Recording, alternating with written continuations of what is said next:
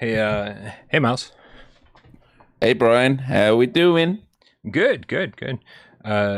You know how I know that my apartment's haunted? Because you see a ghost? I mean, that's a pretty probable answer as well, I guess. But dude, ghosts like to fuck with me here. It's the smallest apartment of all time, and I was just telling you before the show, I only wear a hat.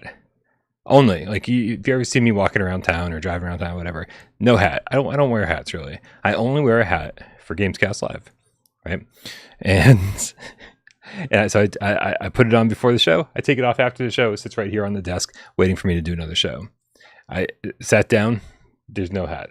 It's just like the ghost decided to fuck with me. That's how I know. It's not that I have a cat. It's that I have a ghost.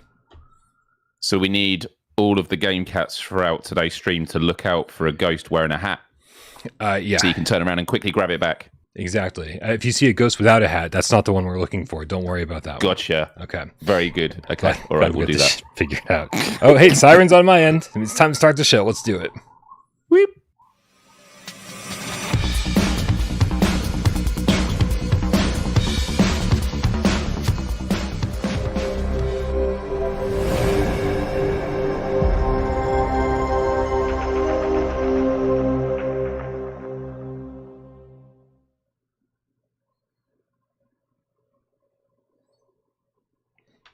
This is PSVR Gamescast Live. We film live every single Monday, Wednesday, and 2 Eyes Friday right here on YouTube. We do it live 6 p.m. Eastern. We do it live on YouTube for your viewing pleasure. For all you like to watch with your eyes, for all those who like to listen with your ears.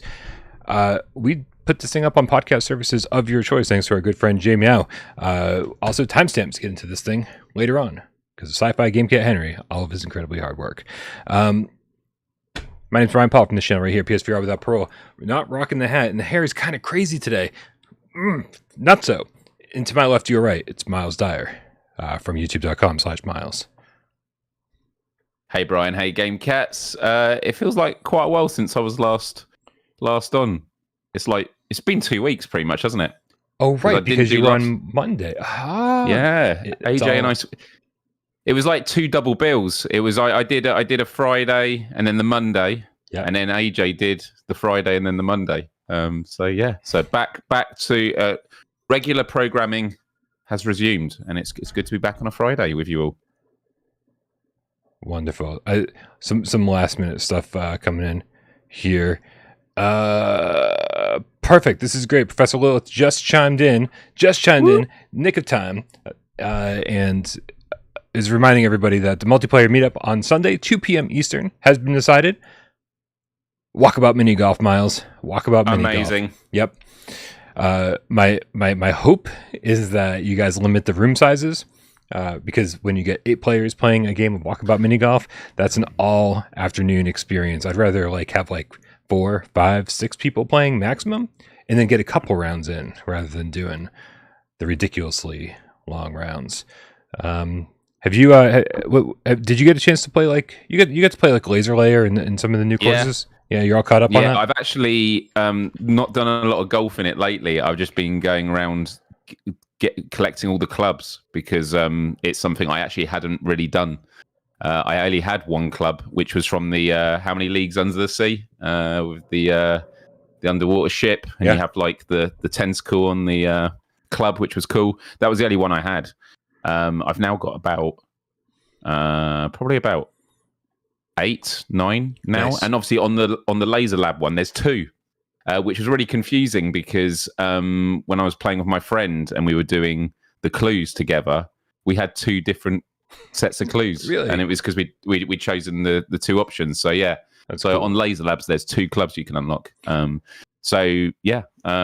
need to start actually playing golf, and I do want to get the platinum trophy, but the one trophy that I think is just going to take a long time is you have to complete 5 hard courses, par or under par, and there's only a handful that I've really gone for it with at the moment, and there's always just this one, you're on par or maybe one under par, and there's one that just completely screws it up. The cherry blossom one, actually, the final hole on that is evil, because it's all these ramps, and if you mess up, you have to go right back to the start. So That one's totally evil.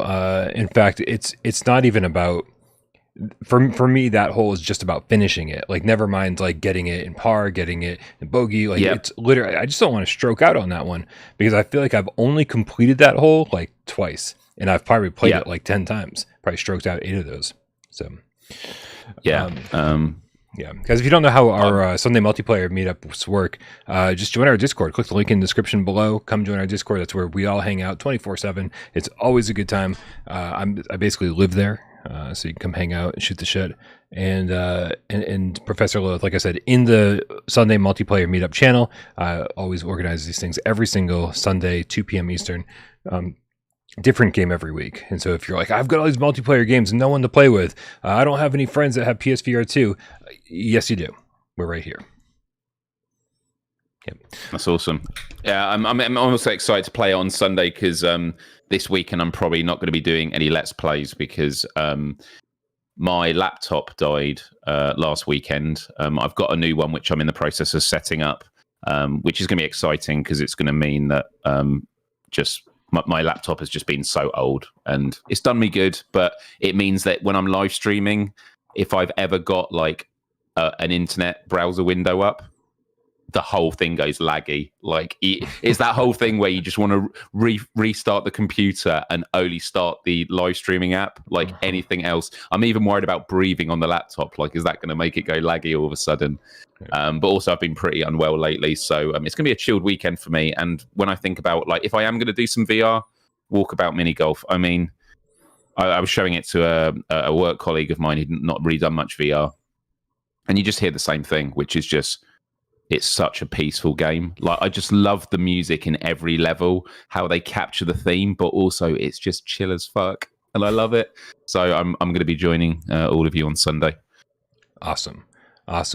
And how are all the live streams going? I know that you've basically committed to doing a ridiculous number of live streams every week. What have we missed out on? If guys. Hold on a second, Myles. If you don't know what we're talking about, Myles is trying to like play every single PSVR2 game ever made. So if that sounds something like you'd be interested in seeing, the link to Myles's channel is in the description below. Make sure you click that link, go over there, subscribe. What are they missing out on? Thank you, Brian. And I would just say that I've just added it. I have it on my Discord, but I've just added it in the Ask Myles channel on the PSVR without Parole Discord. Mm-hmm. There's an A to Z post of all my Let's Plays. So if you're wanting to know what games, you can just see them all listed there. But yeah, just to sort of really hit home the point that I am just trying to play as many games as I can. This selection of games from last weekend will kind of showcase that. So last weekend I played VR Skater, obviously. I did that on the Thursday. Nice. Really good top tier game. Then I did another Fisherman's Tale, which I'd seen only a small bit. It was of your live stream because I didn't want to spoil it for myself, Brian, but it was the bit where you're using the hooks to go up like the cliffs.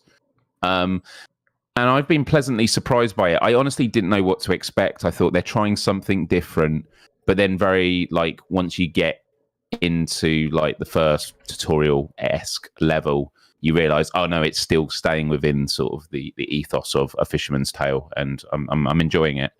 Then I played Super Deaf Game Show, which I won't speak at odds about this because Brian's spoken a lot about it already. But my feeling is it's a classic example of a game where it frustrated me. If it was just a terrible game through and through, I wouldn't be bothered. But there's a lot of really good components there, and so the bits that I think aren't great, I just think, oh, it's so annoying. Why didn't they like expand on that more or make that a little less janky? There's one little game in it where you've got to stuff the chest with as many items as you can, and as I'm about to press the button to close it, it then accidentally grabs one of the items and it all just explodes out. And that was like the time I died on most. What was the game on that killed you the most? Was there a particular game? Yep. Yeah, there's one that's color matching, and so they give you a the drinks, the liquids. They give you a drink some kind of liquid in a clear vial, and then they give you a couple ingredients, and they say, hey, combine these ingredients in a specific ratio in order to do it. And even like when you feel like you understand, like, okay, well, first of all, as an art student, somebody who went to art school, I need to point out that blue and purple will never make light yellow. Like that's not how color mixing works. But that's what they're just like, oh, it's two random colors that combine to make this color. So beyond that, though, I felt like... But the year was 2088, Brian. The year was 2088. True, so anything's possible. We don't know what color's going to happen back then, yeah. Yeah, absolutely. So, yeah, and you do have to be really precise with this. So the thing about that one is that they give you so much time that, like, unless you're just starting to give up, which I did at one point, then you probably have enough time to get it right. The fun thing is when they say, when they give you only 2 ingredients to match the color, and you're like putting one in, another one, and it's not even coming close. You're like, this isn't even the right hue, right? This is the completely wrong color. And then you're like, wait, there's a bottle of wine over there. And you have to grab the bottle of wine off the shelf and add that in as an extra ingredient. See, that's the thing with this game, is that it's so creative. It's so creative, and I think it's... I've never liked a game more that I ended up giving such a bad score to. Yeah. I'm definitely going to jump back into it more, especially when you told me that when you unlock stuff, that does stay in future playthroughs. I didn't really notice that. But cool. And then just quickly moving on to the other 3 games. Jurassic World Aftermath Collection. I've played it quite a few times from the start. And this was the most I enjoyed it, just because I was using, like, just as you get better at it and you feel more in control of the environments, I was just getting stuck on a few moments going like, how am I supposed to get out of here? Mm-hmm. And once you start understanding the dinosaurs, and like how they behave, it becomes a lot more interesting. And it is really great. I actually stopped at a bit where you go into a really dark room and then you come across those spitting lizards things, and I was like, okay, I didn't think the game was going to get even scarier. But then, Brian, I jumped into the world of Math World VR. I'm not bringing that trailer up. Okay. What did you think of Math World? Yeah, let's talk about this. Honestly, I think that there was a lot of good mini games in there, and I do think as a kid, when I was really little, my parents did try and find like computer games that were educational, like small things. And I think if they're trying to do that in VR, I totally support this. So I think it's great.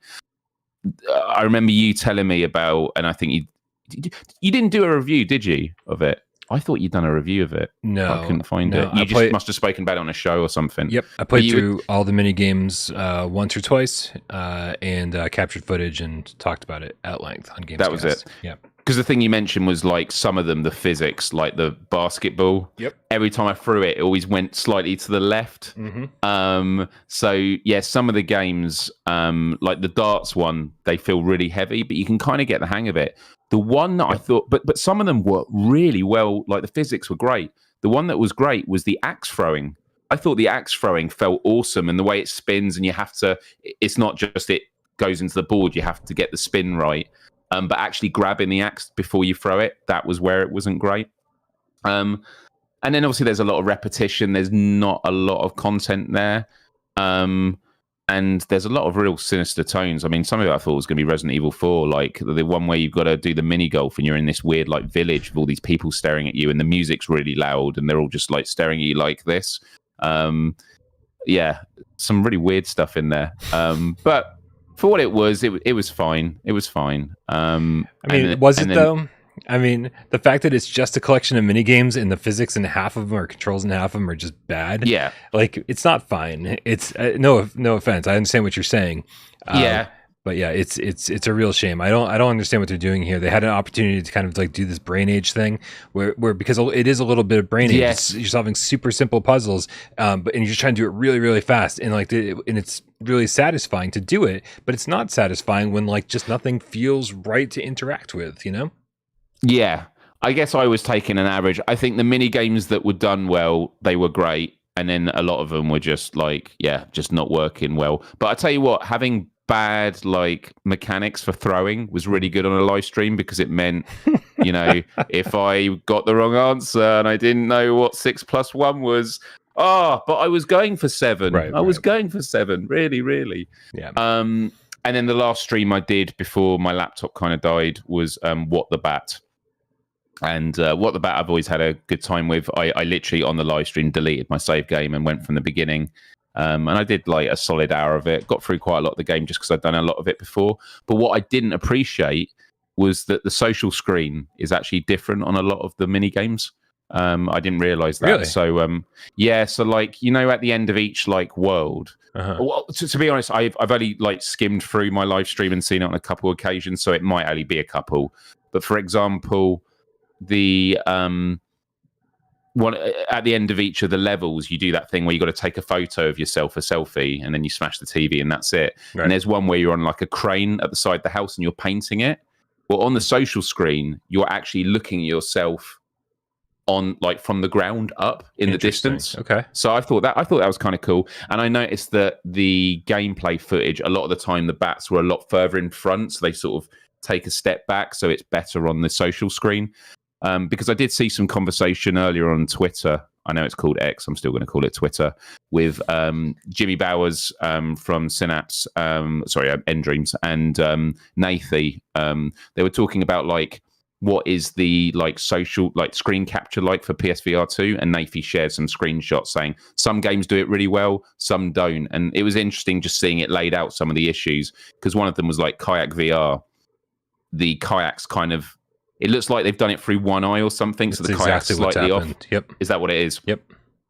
And other times you get tearing. So like when I did Song in the Smoke, I had a lot of tearing. And I'm always like, is it my stream? I'm pretty sure it is the game, because it's worked fine on all the other stuff. But there's just times where every so often you get a jitter.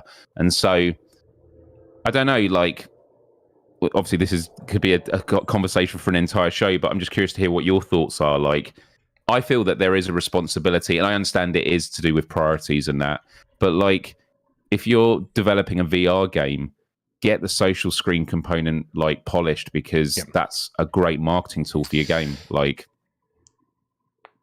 people are going to live stream and that's what people are going to see. Well, and give people the option, right, of what the social screen is going to be. There's a streamer mode in VR Skater that haven't even looked into yet. Like, I don't even know what that does. I'm assuming that gives us more of a third person view of the skateboard, and maybe you can kind of control where the camera's at. But I meant to look at that before my review, and I never got around to it.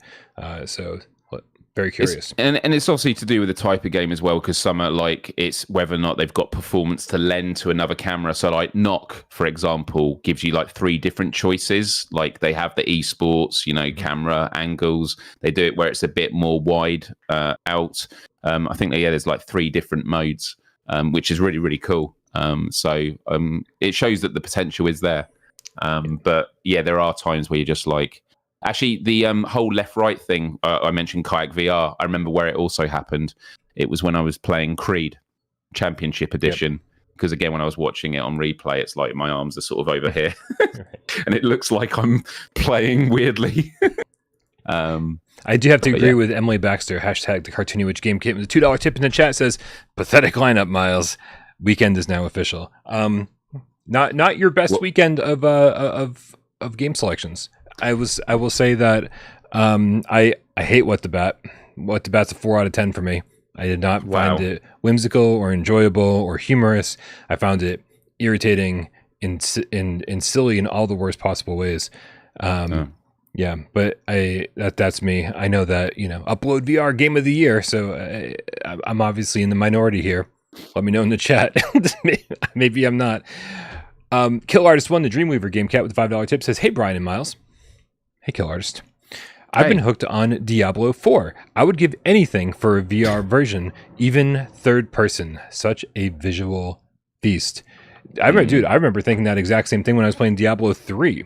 I got Diablo 3 on PS4, and I just remember thinking, this would be great. Just like looking down at the world. I don't know if you ever played this one, Myles, but there's a game called Vendetta Rising. Vendetta Rising? something. Played it. And it was definitely going for like a Diablo vibe, right? Kind of like this top-down kind of hack and slash RPG type thing. And it never got finished. We never saw like the full vision of what that game was supposed to be. But let's just get Diablo in VR. Why build something new? Man. We always said that with like third-person games, like just like to do it in third-person in VR. But when you're mentioning that, I'm just thinking of a lot of like bullet hell games, like Dead Nation or stuff like that. You know, just looking above your characters and playing arcadey games. I think that'd be awesome. Yeah. Yeah, this is a Predator Vendetta Rising for anyone who wasn't really around during the PSVR1 days. This was a really fun game. It was a grind-a-thon, man. Like that's what this game was, a grind-a-thon. Like just lots of the goal was to level up, kill as many bosses as you could, and there was like 3 forms of currency, which meant that it was 100% based around microtransactions before it came to PlayStation VR1. Right. But yeah, man, I'm with you. It's time for some big third-party hybrid games to come to PSVR2. Agreed. So, hey, Myles. Hey, Brian. Myles, before the show, I saw that Cosmodread got an update, and I was like, "Oh, dude, I love Cosmodread." Not more spiders, please. Not more spiders. Well, so I mean, I have very few complaints about Cosmodread. I think that it's really, really well done for a $15 game. It's just something that I could play endlessly. It's a bargain, man. It is a bargain. But I had a couple minor complaints, right? I thought that all of the haptics for everything you do in that game needs to be pushed through the roof, right? When you cock the shotgun, when you fire any of the weapons, anything you want it to feel impactful. Yeah. Everything feels so flimsy, doesn't it? The enemies they feel weak because the guns feel weak. Like if you're really hitting them hard, it's like even the sound effects, right? Because you're out in space and like there's like some gravity things going on. It's like you're not in full gravity, and so they kind of I think it's purposefully muted, so it's kind of like this kind of sound when you fire a weapon, and so everything kind of reacts slower than you think it should. But that doesn't mean I feel like we get the sound effects pushed up. I feel like the haptics should be pushed up. Even when you like put a key card into a door and like the handle comes out and you have to pull the handle down. I mean, like, I just want to hear that go as I pull it down, right? Something because it's always impactful when you open a new door in that, or even when you just grab the handles and go, Yeah, I want to feel that. I want to hear that. And man, I was hoping against hope that was the update. It was like, oh, they've been listening and they added haptics or better sound effects or this or that or whatever. And I don't know what the update did. I will tell you that it did not improve the haptics or sound effects. It removed haptics altogether. We've heard you, and we've heard you, and we've lessened the impact of the weapons. Right. Yeah. We heard the haptics weren't good enough, so we just got rid of them altogether. Yeah. Yeah. So, but here's what happened. I got in there and I was like, man, I don't know. I need to play this and figure out what they updated. I ended up playing for an hour. Like I was on a great run. I was crafting a bunch of things. I was finding blueprints in audio logs that I had never found before. And so I was like, I'm still progressing in this game. Even though I played it, it took me 7 hours to beat it. Here I am. I just put another hour into it today. Still haven't finished. I'm in love with this game, Myles. I think I gave it like an 8.9 in my review. And frequently when I review games, I'll a few days later or a month later, whatever, I'll go back and go, maybe I was a little bit generous. No, I stand by that 8.9. I absolutely love this game. Dude, when I've put friends in it that aren't particularly fans of horror, but it's like, hey, it's daytime, I'm in the room, like we're going to be chatting as you play it, but just experience how claustrophobic it feels. Mm-hmm. They've gone away and they've ended up buying it, even if it's just to sort of show their friends as well, like, regardless if you're into horror or not, you will appreciate it for what it is. Like, it's a fun game. Yeah. And I wish I could play it more. And I will come back to it at some point. But honestly, just all the enemies I'm fine with. I think the ones that with the flickering light, I think, creepy but awesome. But this it's just the spiders, man. Dude. Yep. I didn't see a spider the entire time I was playing. In fact, so I'm in the middle of a run. I had to save and quit. because I ran out of time. I wanted to keep playing. And so yeah, but that's one of those spiders was in a cabinet when I opened it. Literally screamed out loud, ran away. You know, even though I have my gun drawn, like I have my pistol ready to go as I'm opening these things, and instead of just like pointing and firing and taking it out before it can do anything, I scream like a child and run away. That's what I did. I love it. I saw a streamer when it happened to him. He closed closed it. Yeah. And then he sort of stepped back and the spider forced its way out. Yeah. Oh, dude, that is even scarier. Like, it's like at that point, it's all on. Yeah. I mean, I want to know how it got in the locker like that. Well, obviously, somebody closed it in. Right? I guess. It's sleeping. Close it. Yeah. Right? Ooh, shh. Go back to sleep. Oh, if they had in-game voice, so you could actually like do a lullaby and go back to sleep. Let's not talk about voice recognition. Yes, that's the reprojection of the week. Yeah, it is. It really is. Yeah, we're not allowed to talk about voice recognition, or people will get up in arms. No, man. Yeah. Oh, man, a lot of great conversations that have absolutely nothing to do with what we're talking about in the chat. You know what? But the most recent tip is something we were going to talk about on today's show anyway. So let's fucking shout it out. Nihilist Ryan, the game feline with the $5 tip, says, Happy Friday. There's a lot of Y's in those fries in those days. Over here, waiting on Crisis Brigade 2 to drop. Cool. I mean, you're going to be waiting a while. Right? I mean, they said September. Oh, man. Yeah. September feels like forever, but it'll be here in no time because we got so many games to keep us busy with until then. Yeah, right. We got nothing to play in the meantime. Yeah, I do. Crisis Brigade 2 is coming. PSVR2. And I will say, man, they've typical Sony PlayStation Store nonsense. They've fucked it up, dude, as always. Nah, they don't do that. Yeah. They never do that. They here, do I have a trailer for Crisis Brigade 2? Hopefully this is it. So what they've got is they've altered. It now says Crisis Brigade 2 Reloaded Edition. Is that what it's called? I forgot. Crisis Brigade 2 Reloaded.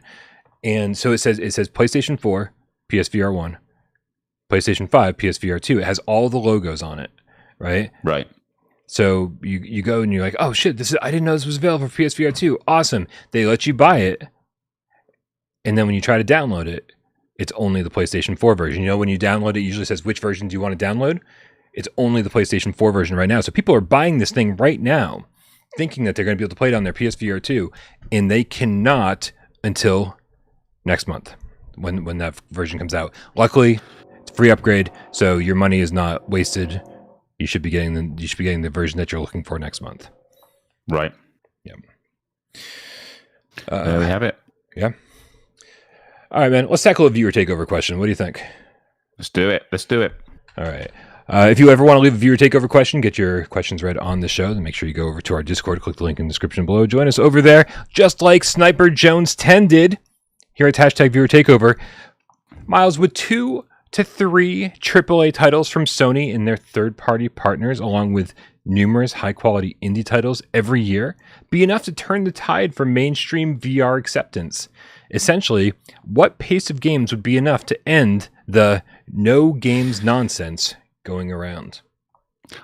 That's I love that question for a variety of reasons, not only because it's a good one to sort of ponder about and get creative with, but I do like that end bit of what pace of games would be enough, because that is an interesting question. Like the Ryan McCaffrey's, is it that if there were 2 massive hitters that he ended up spending all his time with, would he be like, no, this is great? Do you know what I mean? Like there's enough games now. Like when people say there's enough, Are they talking about quantity, or are they talking about like stuff that is taking up their timeshare? And so I honestly think we should be having at least one big title a month. And when I say big title, Firewall Ultra would fall into that. So we're getting 4 essentially big titles according to you this month. Yeah, exactly. So like, I think it's a very, very good month. But I think that if we can have something to look forward to, maybe actually on that thought, maybe like 2 a month. So every 2 weeks, you want there to be a title that everyone's talking about. Like last week was great. Like the whole community was talking about VR Skater. Do you know what I mean? And it just creates this interesting, exciting energy where, look, not everyone's going to get the game, but people are at least going to check out the reviews. They're going to check out Let's Plays, and people are going to be having a conversation about it of like, what does this mean for the VR platform, and what it's capable of.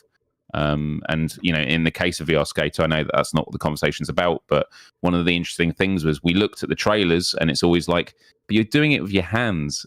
How's that going to translate? And then everyone's like, but the immersion's there. And so with, you know, Firewall Ultra, it's the question of like, they're not going to have like manual reloading, but how's it going to feel with like flashbangs and covering your face so you don't get blinded, and all these small things that look good in the promos, but what's it going to feel like?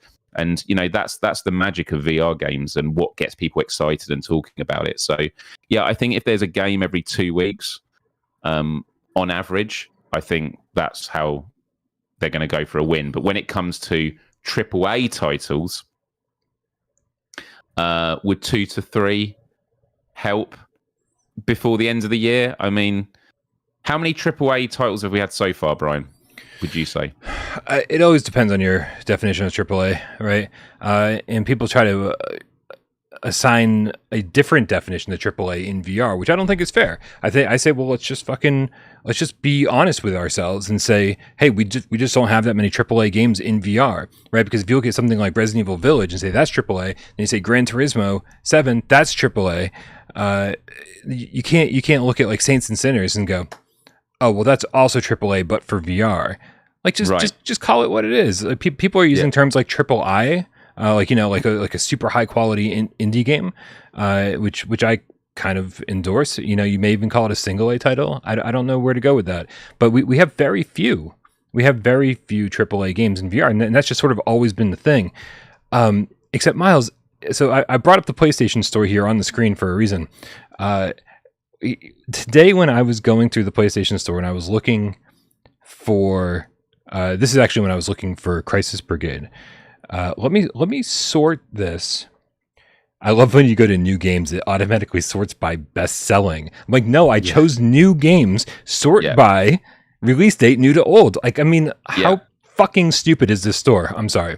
Okay, so let's look at this. This is not PSVR2 games. This is PSVR2 and PlayStation 5. This is everything, right? These are all just the new games. So we're going through, we're seeing games like, there's Exo Primal right at the beginning. There's Otaku Cross, Super Death Game Show, Arcade Archives, Smurf Kart Racing, a remake of Quake 2, Food Truck Tycoon. I mean, just look at what we're looking at here. Fluffy Milo, Tower Fantasy, Rocket Car, Legend Bowl. I mean, let's just. I'm Myles. I'm gonna put it this way. I'm looking for a AAA game. Okay. This is just the PlayStation ecosystem right now. These are the new games on the PlayStation Store. I'm looking for a AAA game and I cannot fucking find one. Okay, so again, why are we not looking at the entire ecosystem and saying there's just not enough fucking AAA games, period, first party or third party? Most of everything that we're getting are anything from indie titles to smaller than indie, whatever that is, like one-person dev teams, right? That is a majority of we're getting, like from top to bottom, VR or not VR, right? So what's going to shut people up? The answer is nothing. The answer is nothing, because we're already doing better. VR is doing better than it's ever been, right? We're getting more titles, more quality titles, longer titles. From more studios. There are more VR studios than ever. Studios like End Dreams, who now have like 3 studios. So now they're putting out more games than ever. Things have never been better for VR, and people are still complaining about it. So what's going to shut people up? I mean, I don't know. Maybe in a couple of years, when like the hybrid model becomes a little bit more regular, when we see. When games get announced, and it's there's also the PSVR2 logo at the end of a lot more AAA games, that's. I mean, I think we got a couple years before we see that. We've never been in a better position as VR gamers. It's been 7 years minimum. So some people have been playing VR a couple years longer than that, right? We've never been in a better position, and so I just don't understand what people are complaining about. So yeah, I agree. I don't really have a lot to add to that because I share that sentiment, and I do feel that I'm looking back at games for VR. I'm always like about how Sony signposts it, but they do blog posts and that. But they do their trailers, don't they, for VR, and they do all the big hitters on there. It will include Call of the Mountains, Synapse. I do think it's just we're having an issue where Sony still hasn't come forward and vocalized about VR like we want them to. They've not done a proper launch. Right. But there is a lot of speculation or talk at the moment that Sony is just there's a lot of delays and stuff behind the scenes with all their first party flat screen games. So, there is issues there as well. So hopefully, I don't know. It's like there's a question, isn't there, of when things resume, is it that it's going to be a massive dump of and now it's all here and now we're back up and running, or is it that it's just going to be going back to a normal pace? It's like, oh, they're never going to play catch up. We just went through a massive drought. It's just now going at a regular pace again. But it'll be interesting to see.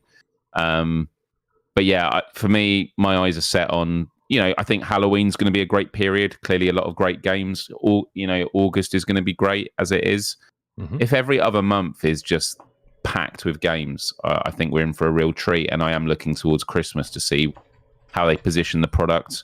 And are there any big declarations? Is there going to be another PlayStation showcase?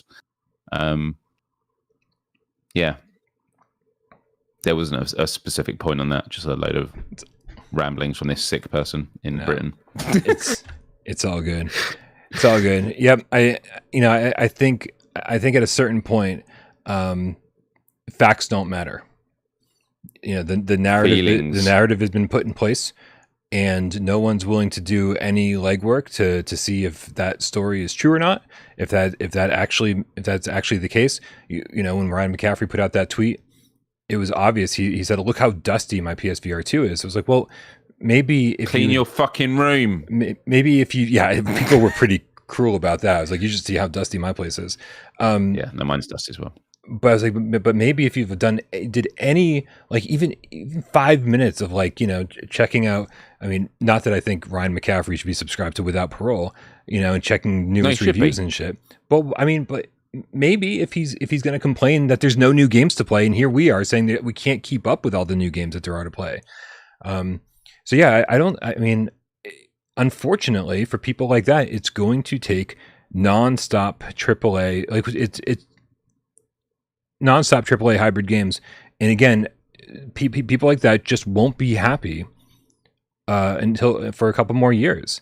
I just don't know what Ryan was expecting. I don't know what anybody was expecting. My speculation with Ryan, and look, this is complete projection from my part.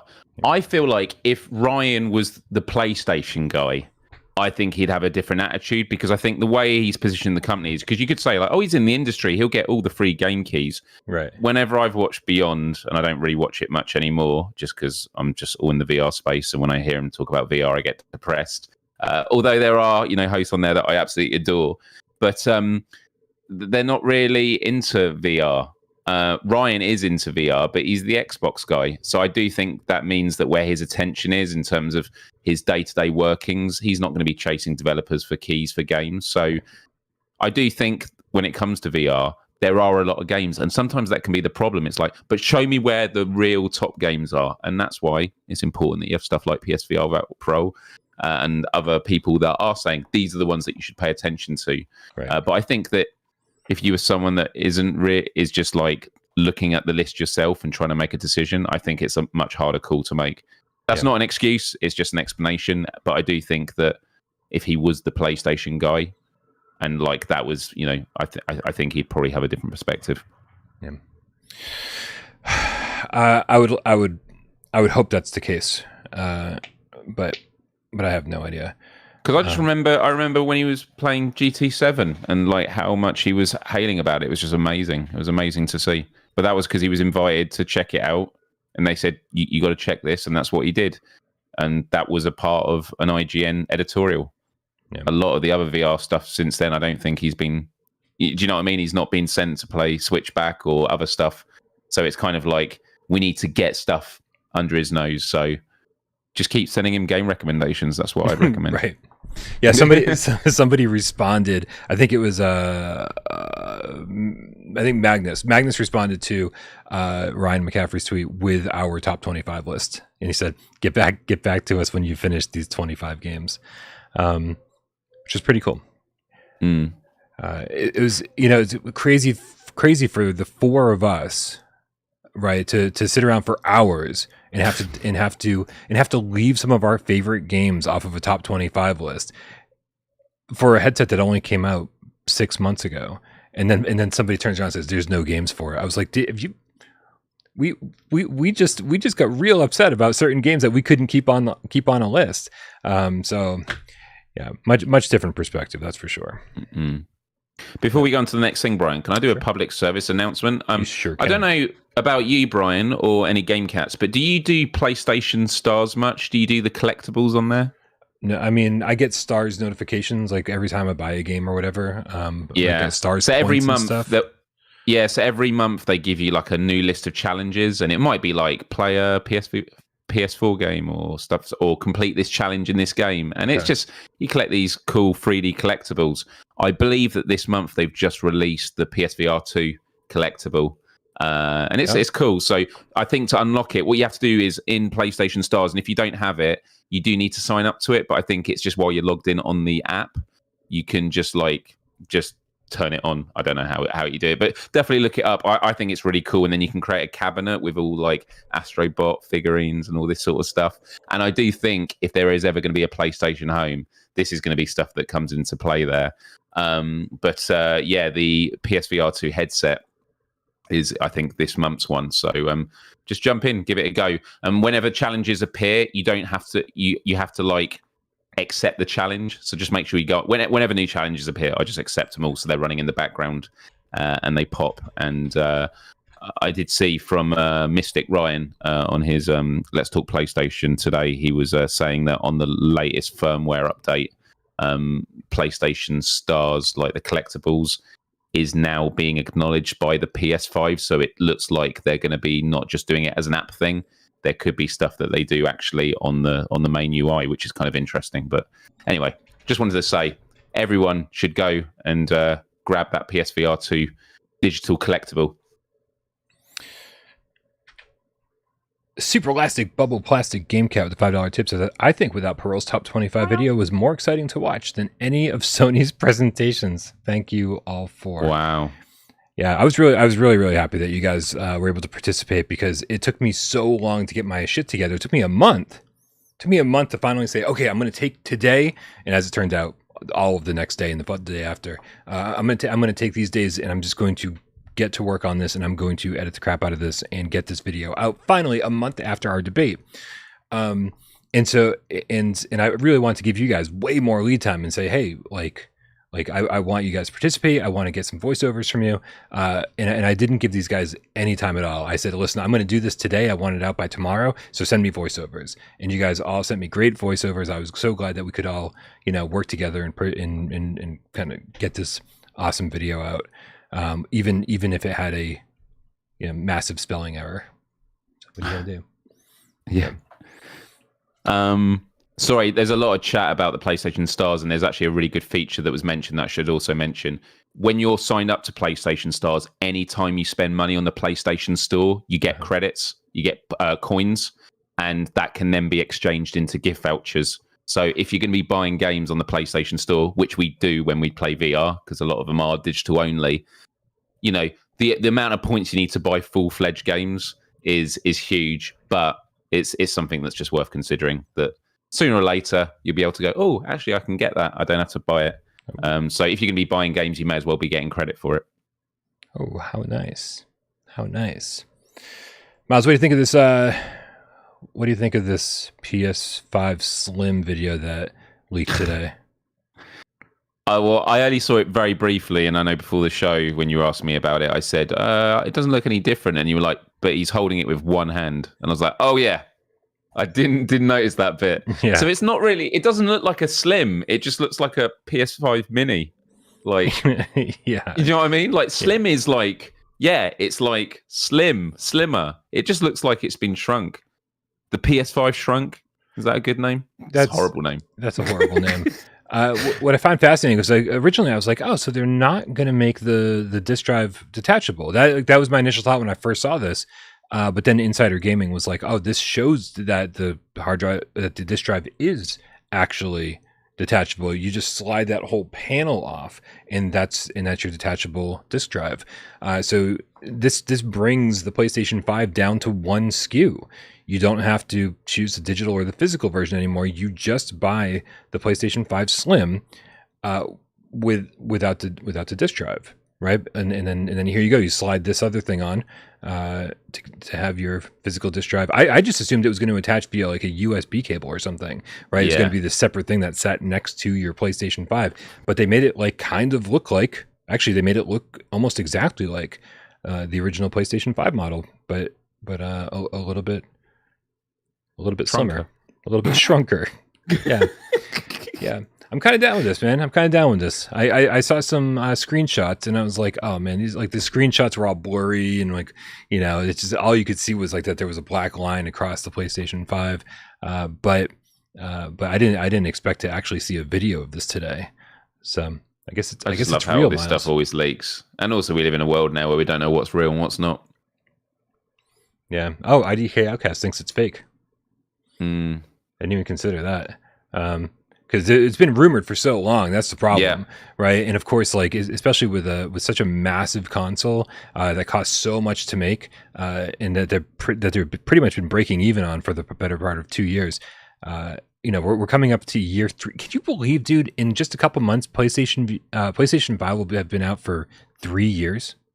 Yeah, we're getting to the mid-cycle point. It's crazy. It's absolutely insane. But I do think the reason it doesn't feel that in some ways is firstly the pandemic that has totally warped time for a lot of us. Yep. But also it was the positioning of the PSVR2. That was the thing we were just waiting for. So it was the build up to PS5. Then it was like, can anyone get it? The launch window, in my opinion, was much longer than previous consoles because people couldn't get them. So that was definitely stretching the time out. Delays for game releases. And then PSVR2 came out, and that only came out like 170 days ago. So Jesus. It's just, 170 days, and people are already complaining, well, it looks like Sony's giving up support. Looks like this is the next Vita. 170 days. Dude, I just guessed that, and it is dead on 170 days today. Nice. I'm glad you double-checked. Yeah. We're nothing. Wouldn't want to, send around fake news. Right. For sure. Dude, let's check out this new tennis on-court trailer Perp Games put out today. Dude, for a tennis game, I'm oddly excited about this. I can't wait. Yeah. I mean, Dream Match Tennis VR.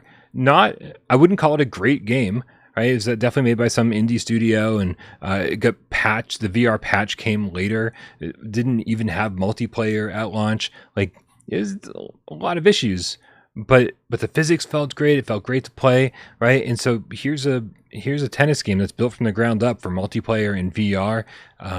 Singles, doubles. You get. I'm excited to sit in the stands and watch my friends play. I was about to do a joke saying I wish there was a mode where you could be the umpire. You have to do the score checks. Or just sit there and just watch other people play. But yeah, being able to watch other matches would be great. Yeah, no, they say you can sit in the stands and watch your friends. Really? Like, yeah, amazing. Which was a great part about Spark. Back in the day, Spark. Yes. There were 2 people in the arena, and then you could have 2 people just kind of waiting, and so then like there would always be one person swapping in and out, and so you could only really play a couple rounds of Spark before you needed to take a break. And so I think this will be the exact same thing. I wonder how many people can watch. How many people can be in spectator mode? Right, look at all the seats out there. Hundreds. Right. And it's all one voice channel, just like walls of noise. Amazing. Amazing. Yeah.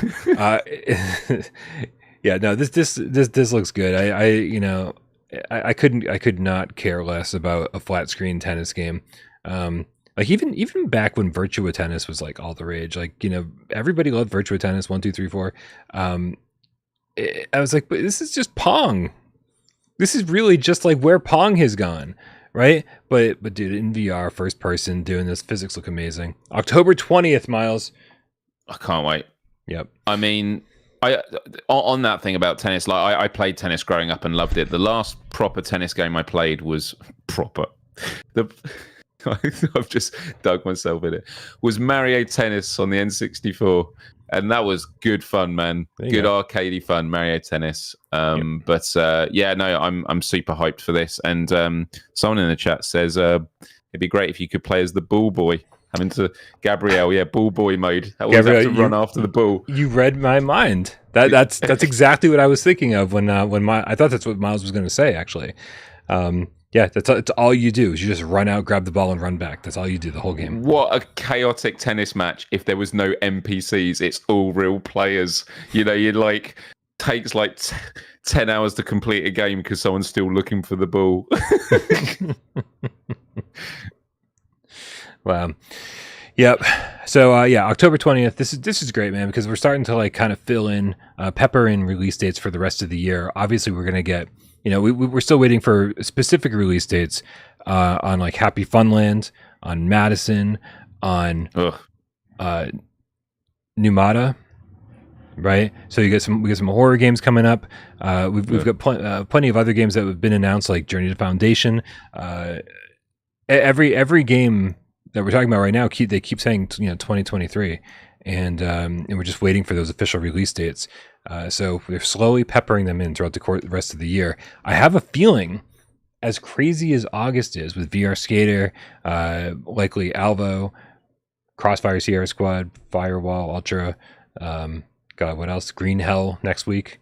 Yeah, I know, right? It's insane. I have a feeling that like next month in October, possibly even November, might be just as crazy. Like maybe not like, the titles that you're most excited about. Not talking about you, Myles, but like people in general, right? Most people in general are like, oh, love first-person shooters. Oh, Firewall, that was amazing on PSVR1. I'm obviously excited about it on PSVR2, right? But I think there's going to be months throughout the course of the rest of the year where there's just amazing game after amazing game after amazing game, even if they're new IPs.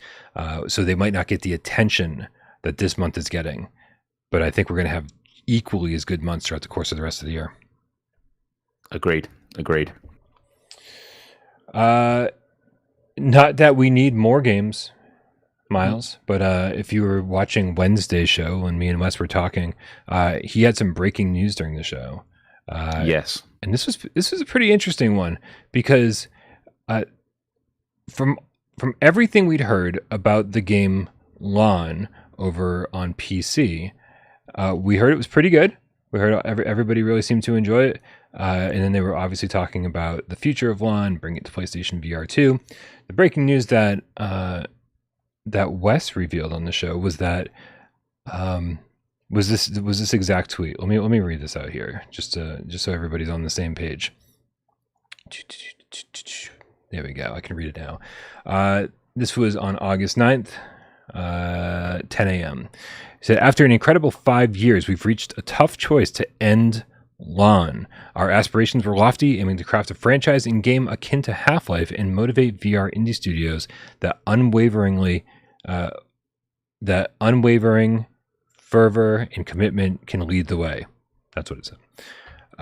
And which is really sad, right? It's like, because here's, we keep asking for bigger games, better games, the whole deal in VR.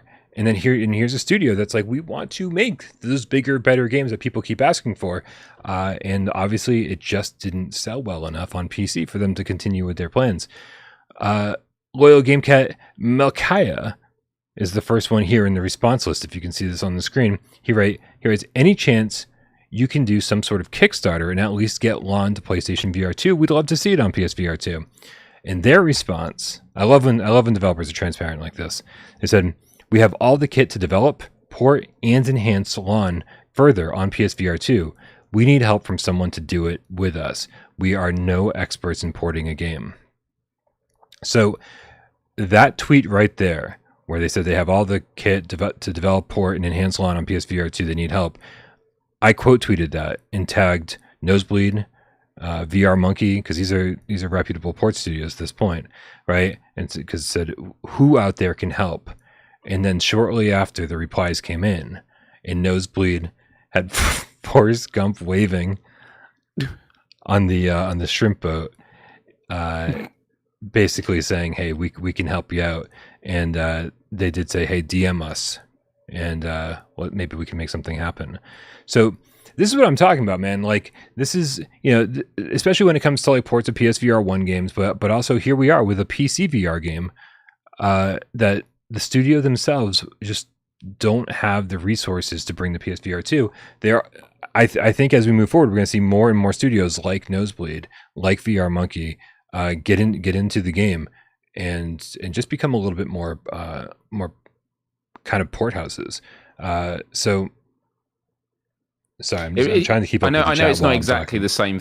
I know it's not exactly the same thing, Brian, but it kind of makes me think about like Bluepoint and how they built their name up just doing really great remasters or remakes of old IP and bringing it for the modern era. Like, there's an opportunity here for these studios to be the bridge of, we will bring you to VR. And that's what we're seeing with a lot, Fire Sprite working with Guerrilla Games for Call of the Mountain. And so I just love this community that we have. And when I talk about the community, I do mean every aspect. I mean, Gamecats, us, the gamers, the studios, the publishers, the developers. Yep. There's this real camaraderie that you see again and again. And this is another example of it. Even if it doesn't go anywhere, the fact that they felt they could reach out and say, as Forrest Gump, I just think is awesome. Yeah, I agree. Jordan F in the chat says, we need more port houses at the moment, to be honest. Still too many games only on PC VR. I'm gonna take that a step further, Jordan. Yes, there are too many games that are only on PC VR, but I think we need to start. And I think Bluepoint was actually a great studio to bring up, Myles, because I think we need studios like Bluepoint with that kind of talent, because we don't just need PC VR games ported. We need dedicated studios who are like, we're going to take your flat screen game and we're going to make it VRAF and bring it into VR and get it over to PC VR and PlayStation VR2 and make it worth your while. And take that workload off of the studio who made it, right? That those studios are usually, we talked a lot about Dead Island too. How that game is it's a 7 out of 10 all day, right? It's an average zombie shooter, right? Dead Island. I had a good time with Dead Island 1 and 2. But as I was playing Dead Island 2, I thought to myself, if this was in VR and it had VRAF mechanics, it would be one of the greatest VR games I've ever played. It's just because that's just how things work. You bring them into VR. VR makes everything better. This is something I've been saying fucking for years. But so why not? Why not make Dead Island 2 one of the best VR games ever made by letting some studio that knows how to do it just do it? Because in a lot of ways, a lot of the heavy lifting has already been done. Because you've got a great IP, you've got the game design, but I'm not going to use the word just. You just got to port it. It's a massive undertaking. Right. But yeah, there's an opportunity there as opposed to starting something completely from scratch. Someone in the chat was just asking Brian, like, what has Nosebleed worked on? They've obviously done the port for Room VR. That's the one. Can you speak can you speak to any other games they've worked on? I don't know. Not off the top of my head. I remember when I first. So here's how this all came about. I started the Room VR for review, and they had this splash screen for Nosebleed Studios, and I was like, I don't remember this studio being front and center at all, right? And so I googled Nosebleed and saw that I think they had done some other ports prior and probably some of their own games. I could be wrong. And so I DM'd them and said, "Hey, like, what was your involvement with this game? Were you the ones that ported it from like PSVR1 or PCVR over to PSVR2?" And they said, "Yeah, we were huge fans of the franchise, so we were honored to do it, you know." And and they brought it over, and it's running at a native 120 hertz, right? I think, could be wrong. And so so they obviously know what they're doing to some extent. And I asked him, I said, in the future, if there's other studios who need their games ported from either PC VR or PSVR1 to PlayStation VR2, can I put them in contact with you? And they said, yeah, absolutely. I said, cool. So that's how that all came about. So good. Yeah. Community, man. Community. Love it. Yeah, for sure. Yeah, but hopefully we'll get a lot more flat screen games converted to PSVR2. I think that's what we really need. I think that answers the question that the viewer takeover question from earlier in the show. I think that answers that more than anything, right? That's the thing that's going to convince people that, like, oh, there are good games coming, because they're going to be IPs that they recognize. They're going to be games that get plenty of coverage and plenty of press because they're flat screen games and there are bigger budgets for that kind of stuff. So I think that's going to be really important for us. Oh man, XR Games of Zombieland, as I teased in the top 25 video, I just want them to be given the IP Time Crisis and like bring Time Crisis to VR. It would be, and it would be huge. Yeah, because it's kind of like, yeah, bringing a remake of Time Crisis, but it's like, oh, but then you need a gun haptic. Like, you're not going to play it with a dual sense controller. That's why it's ideal for VR. You can literally put people in the game, and the guns feel amazing in Zombieland. Like, they clearly can do that well. And so, yeah, to like experience the classic games. Yep. Oh. Yep. House of the Dead, Time Crisis, Vampire Knight, Ninja Assault, Endgame. I loved Endgame on PS2.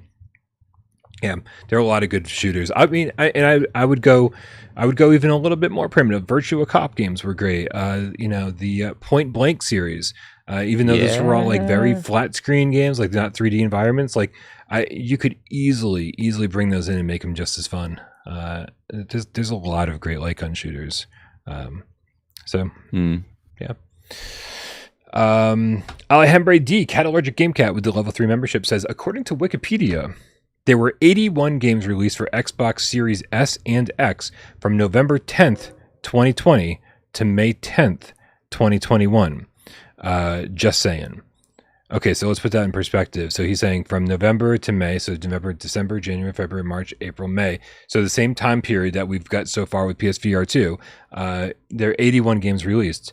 And we've had more than 80 games released for PSVR2 as well. So people are like, where are the games? Well, it's the exact same number of games. And I would venture to guess that the level of quality that we've gotten on PSVR2 is better than the level of quality they got in the first 6 months for Xbox Series S and X, which I'm guessing is pretty comparable to whatever came out on PlayStation 5 during that same time period. Just a bunch of super small indie games that no one's ever heard of. They may be fun, they may not be. There's probably some shovelware mixed in there. Some like maybe a couple of single A games and maybe a triple A game or two. But mostly indies. That's just the way the ecosystem is now. You're not going to find any console out there that's just got single A games and triple A games. That's just not a thing. Right? And so people see indie after indie after indie after indie after indie, and they're like, well, where's Sony's support? Well, it's fucking coming, but it's obviously not going to be every fucking day, right? They've already they front loaded the launch with a lot of support, right? They paid for Village, they're paying for Resident Evil 4. They've got Polyphony with Gran Turismo 7, and then on top of it, they developed a game from the ground up for VR with Horizon Call of the Mountain. Like that's a lot for a launch. So. I mean, I don't know. I just don't know what people expect. It's 6 months. 6 months. People are like, oh, it's the next Vita. No, it's not. It's not. Things are great, and they're only going to get better. Halo sucks, Scott. Whoa. Halo Infinite, right? He's joking, obviously. Like, but Brian, we got Halo. Yeah. I've never seen a bigger turnaround in my life on people who were like, "Oh, Halo Infinite's great," and then a month later they're like, "That wasn't so great." It's the exact same people. Be like 9 out of 10. They're like, 6 out of 10. Yeah, I've never played Halo in my life. Regrettably, just never had an Xbox. So. Oh, really? Yeah. Yeah. I've played like the campaigns of the first 2, I think, and like, it's never like, oh my god, no. I used to watch Rooster Teeth's Red versus Blue, though. Did you watch that? That was hilarious, man. I know what it is. I've seen clips, but it's supposed to be funny. I don't think. Yeah. I don't have a good sense of humor. Super early YouTube. I think it was even before YouTube came out. Like you had to watch it on other websites where you watch video, Google vids, I guess. Is it crazy that there was a time before YouTube? Well, I will always remember. There's an actor in the UK called Robert Llewellyn. He was played a robot in a British comedy called Red Dwarf, which is amazing. Highly recommend it. And I was speaking to him about YouTube at the start, and he had his own like online video channel that he ran before YouTube, and the way he described it was you had to buy server space to host your videos, and then obviously you had bandwidth. And he says you basically got charged the more people that watched it. And he says he woke up one morning and his mate called and said, "Hey, this video, it's got loads and loads of views." He's like, "Brilliant." He's like, "Yeah, but the bill is like this hundreds of dollars." And they're like, "All right, pull it down. Got to stop people downloading it." And so there's a lot of things we take for granted, like the idea that you can just upload a video and it's there in a player. Yeah, anyone can consume it. It was quite a radical transformation in that landscape. Yeah, no, it's pretty crazy. Pretty crazy. All right, man. All right, dude. I think it's time. I think it's time to play a little 20 questions. What do you think? Yeah, let's do it, man. I've got a game. I'm a little tired, and you're still under the weather, so I do not mind a little bit of a shorter show today. You got a game already? Cool. Well, then let's get the show on the road. All right, guys. I'm going to need all the help I can get from you guys. If only I had a pen or paper or something. I don't have anything. So I'm just going to bring up a little notepad here, and we'll just be fine. Everybody in the chat, help me out as much as you can. Myles is going to think of a PSVR 1 or PSVR2 game, and it's going to be our job to figure out what game that is. People are still talking about Halo in the chat, and I'm realizing I never played Halo 2. I played like half of Halo 1. So maybe my opinion on Halo is invalid. I would love to go back because I bought the Xbox One and then the Master Chief Collection, and I was like, oh, I'm gonna play through all the Halo games. I heard all the original ones are great. All the ones made by Bungie were great. And like that just never happened. I just never had time to play all those games. One day though. One day. So, all right, man. Here we go. On your mark, get this, go. I love this first question. Button pressing, joystick moving, feline friends. That asks, was it mentioned on today's show at all? It was, yeah. Uh-oh. I should have been paying attention. it's like sometimes it's like, is that a good thing or not? Right? Oh man. Just pretend. Just ignore that question. Then just keep doing the regular guessing. Don't get distracted. No.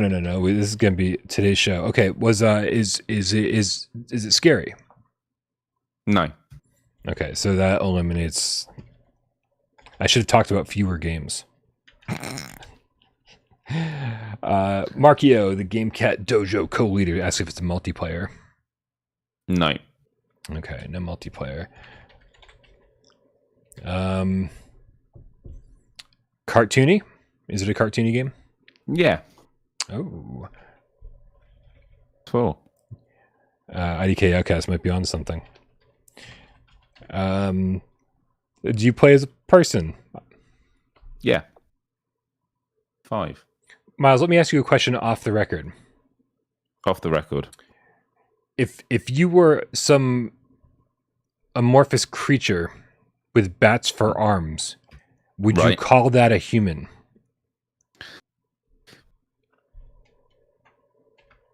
Yeah.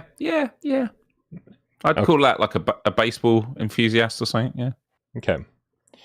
in this game, do you have? Sorry, bats? that was off the record. That doesn't yeah. count as one. Right.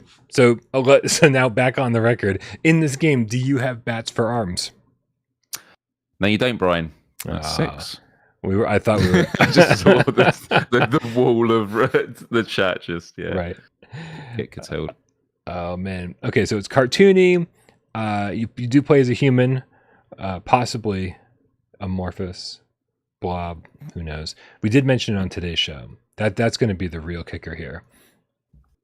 Let's figure out what we mentioned on today's show. Is this on PSVR 1? No. Okay, guys. So PSVR2 only.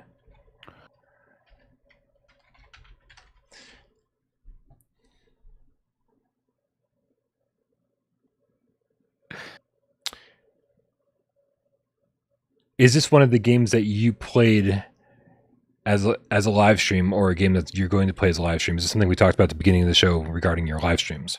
No, 8. Okay, well that eliminates Math World. Okay. Dan Kiefer asked if there's robots in it. No, 9. Okay, no robots, not scary, no multiplayer, not one of Myles' streams that he talked about. Honestly, that first question will have messed you up because it's, I'm not saying anymore, but because we probably brought it up for like a split second. Yeah. Yeah. You're on 9 now. You got 11 questions left. You're doing good. Okay.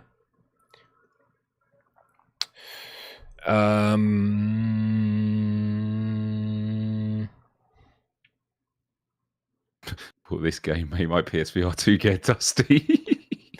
So wait, it's cartoony. How many like cartoony games? Yeah, good question, Brian. Are on.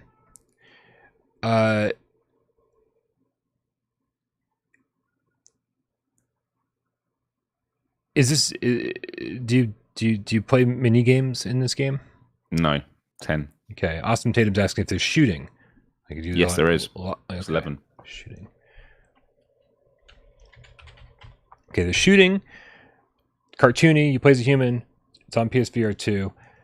Are there dinosaurs? No. 12. Okay. Yeah, that should have been eliminated, Markio, because of this is not.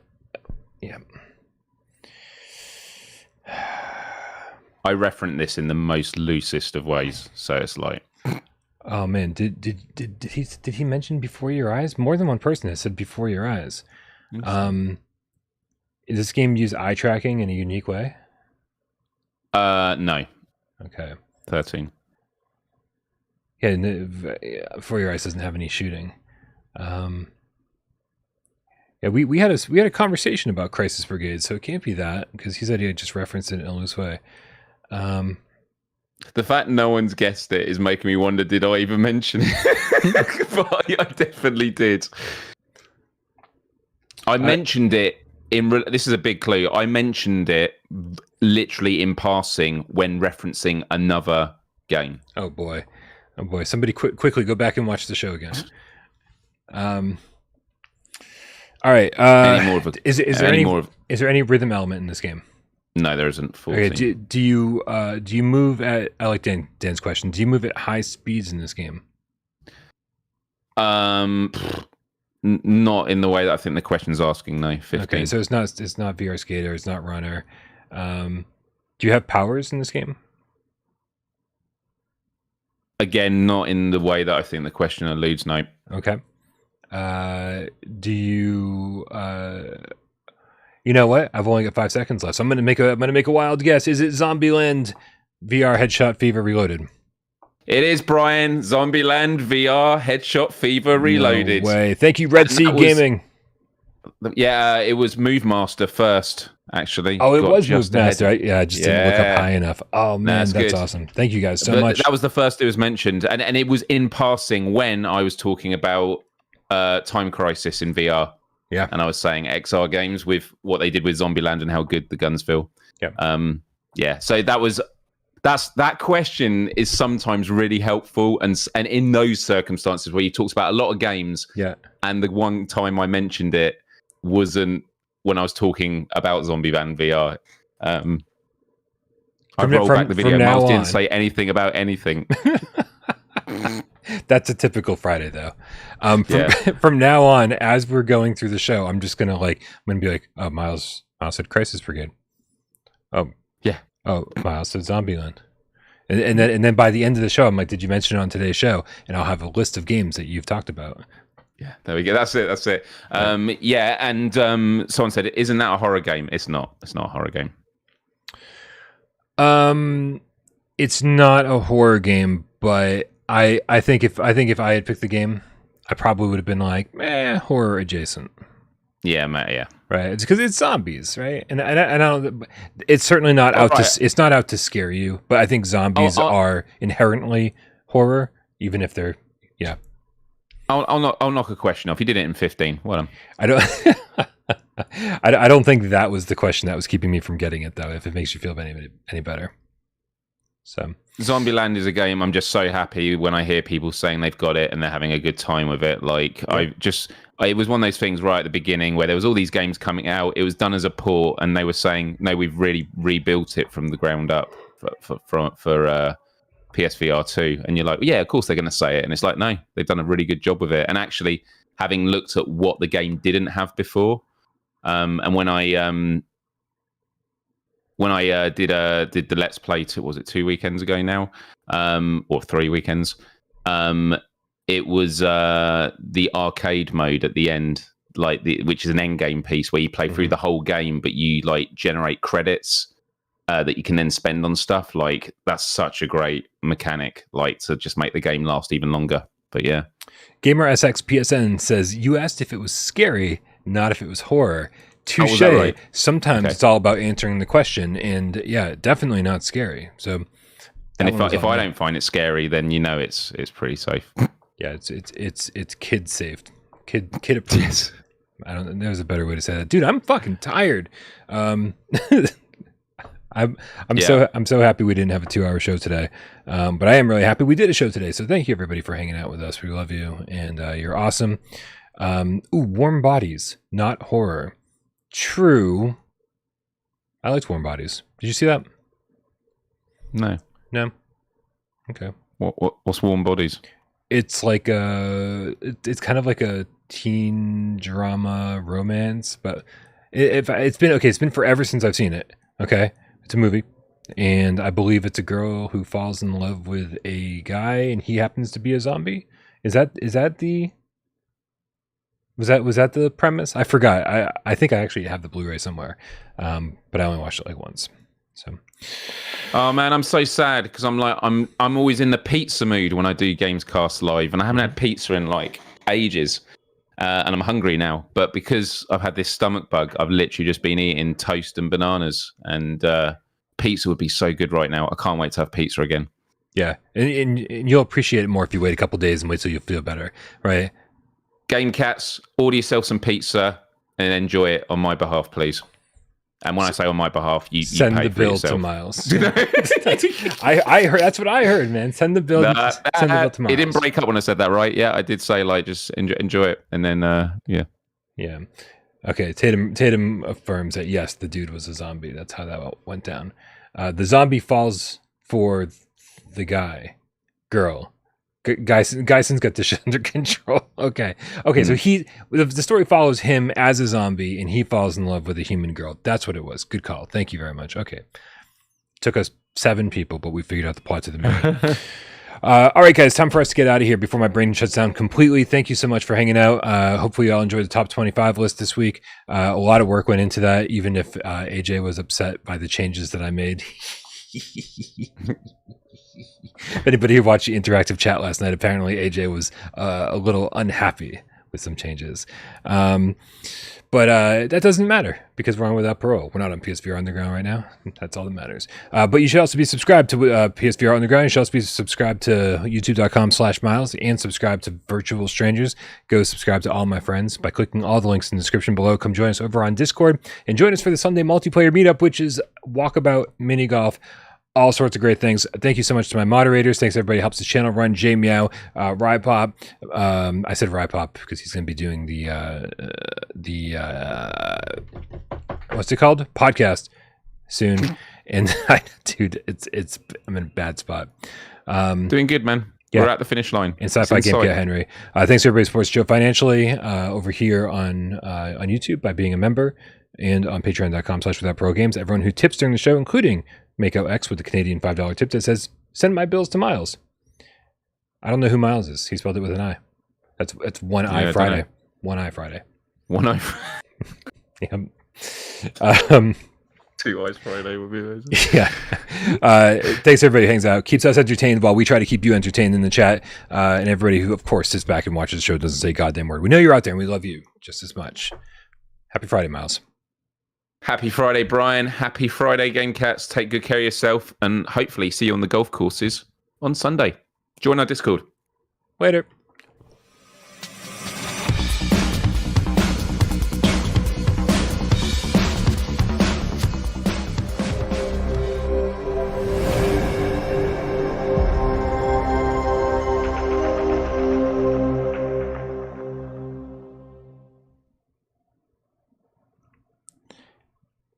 Yeah, what was so? I'm trying to remember what AJ didn't like about the positioning in the top 25 list. I think it's that when I added the room without asking anybody. Oh, runner! It knocked runner out of the top 15. Is the top 15 like some prized part of the list? Like it's not like that's the top 10 or the top 5, right? The top 15, that's a random fucking number, right?